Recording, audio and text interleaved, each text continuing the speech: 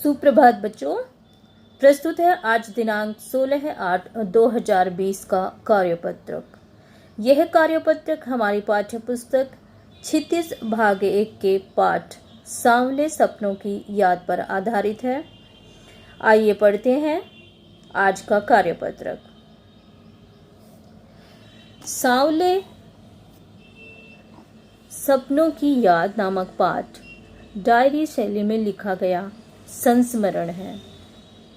संस्मरण का तात्पर्य होता है याद, आपकी स्मृति, किसी की याद में लिखना। संस्मरण गद्य साहित्य की एक विधा प्रकार है जिसमें अपनी स्मृति अर्थात यादों को शाब्दिक अभिव्यक्ति दी जाती है। और इस पाठ में लेखक जाबिर हुसैन ने प्रसिद्ध पक्षी वैज्ञानिक सालिम अली की 1987 ईस्वी में उनकी मृत्यु होने पर उन्हें याद करते हुए उनका व्यक्ति चित्र प्रस्तुत किया है। इस गद्यांश को ध्यानपूर्वक पढ़कर पूछे गए प्रश्नों के उत्तर दीजिए। सुनहरे परिंदों के खूबसूरत पंखों पर सवार सांवले सपनों का एक हुजूम मौत की खामोश वादी की तरफ अग्रसर है। कोई रोक टोक सके कहाँ संभव है। इस हुजूम में आगे आगे चल रहे हैं सालिम अली, अपने कंधों पर सैलानियों की तरह अपने अंतहीन सफर का बोझ उठाए। लेकिन यह सफर पिछले तमाम सफरों से भिन्न है। भीड़ भाड़ की जिंदगी और तनाव के माहौल से सालिम अली का यह आखिरी पलायन है। अब तो वो इस वन पक्षी की तरह प्रकृति में विलीन हो रहे हैं। यहाँ पर सांवले सपनों की याद नामक जो पाठ है उसका ये जो अंश यहाँ पर लिया गया है, इसमें उस अंश में जो प्रसिद्ध पक्षी वैज्ञानिक सालिम अली है उनकी मृत्यु का ये वर्णन किया है लेखक ने और बताया है कि उनकी मृत्यु के वक्त का जो समय था तो उस वक्त का जो माहौल था वो कैसा है।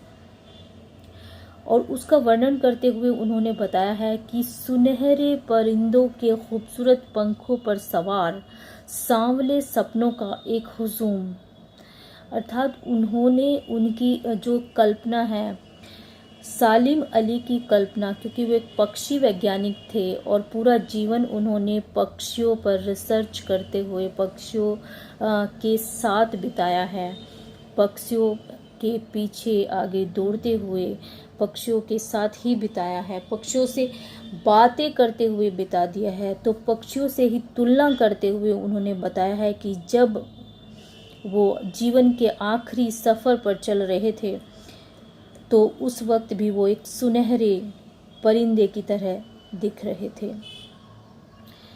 और ये सफ़र ऐसा था कि इस सफ़र में उन्हें जाने से कोई रोक टोक नहीं सकता था, उन्हें कोई रोक नहीं सकता था, क्योंकि जिस सफ़र पर वो जा रहे थे उस सफ़र पर कोई किसी को नहीं रोक सकता।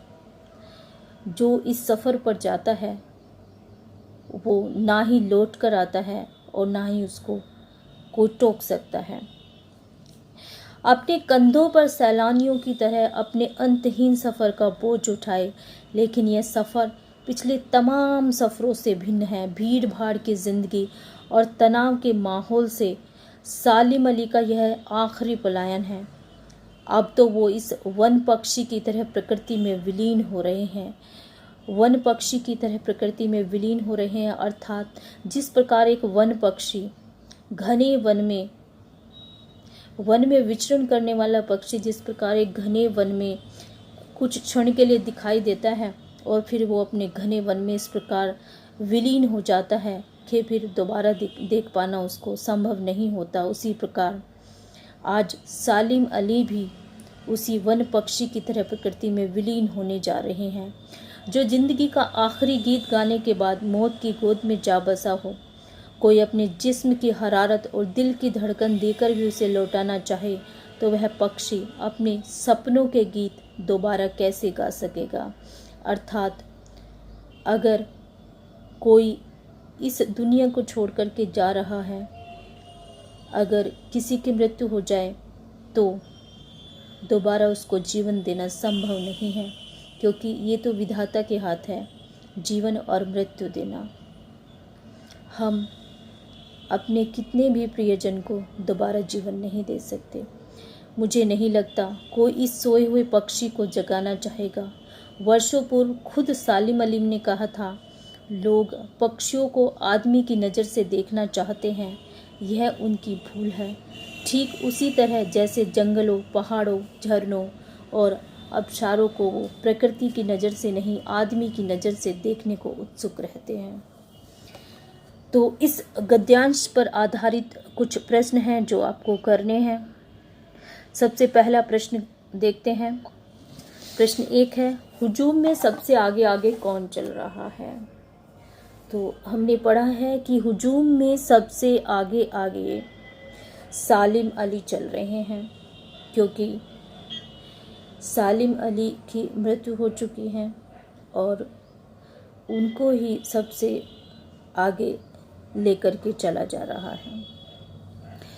अगला प्रश्न है कि सालिम अली किस तरह प्रकृति में विलीन हो गए।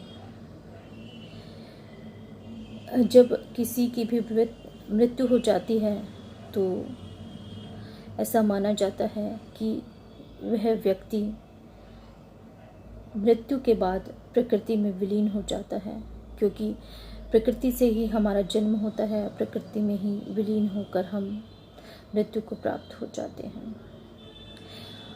लेकिन गद्यांश में जो उदाहरण दिया गया है उसके अनुसार एक वन पक्षी की तरह है, जैसे कोई पक्षी घने वन में विलीन हो जाता है और खोजने पर भी नहीं मिलता, उसी प्रकार सालिम अली भी प्रकृति में विलीन हो गए।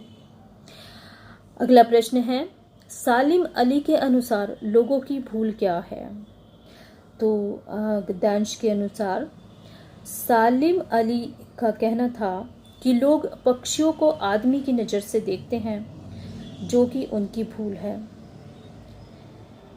अगला प्रश्न है, वह वन पक्षी दोबारा गीत क्यों नहीं गा पाएगा? वह वन पक्षी दोबारा गीत इसलिए नहीं गा पाएगा क्योंकि वह वन पक्षी आज अपने अंतिम सफ़र पर जा रहा है, अपनी अंतिम यात्रा पर जा रहा है और इस अंतिम यात्रा से वह कभी नहीं लौटेगा। और जब वह लौटेगा ही नहीं तो गीत कैसे गा पाएगा? और 5वां प्रश्न है, यह एक गतिविधि है। अपने आसपास के किसी पक्षी के बारे में जानकारी इकट्ठा कर उसके बारे में लगभग 100 शब्दों में लिखिए। बहुत सारे बच्चों को अलग अलग तरह के पक्षियों के बारे में शौक़ होता है पालने का। कुछ बच्चे पक्षी पालते भी हैं, जिस तोता, मैना आदि पक्षी पालते हैं, या कुछ बच्चों को पक्षियों के बारे में जानकारी इकट्ठी करने का शौक़ होता है। आप भी ऐसा कोई शौक़ रखते हैं तो किसी पक्षी के बारे में ऐसी जानकारी इकट्ठा कीजिए, उसे 100 शब्दों में लिखिए। आज के कार्यपत्रक में इतना ही। मिलते हैं अगले कार्यपत्रक में।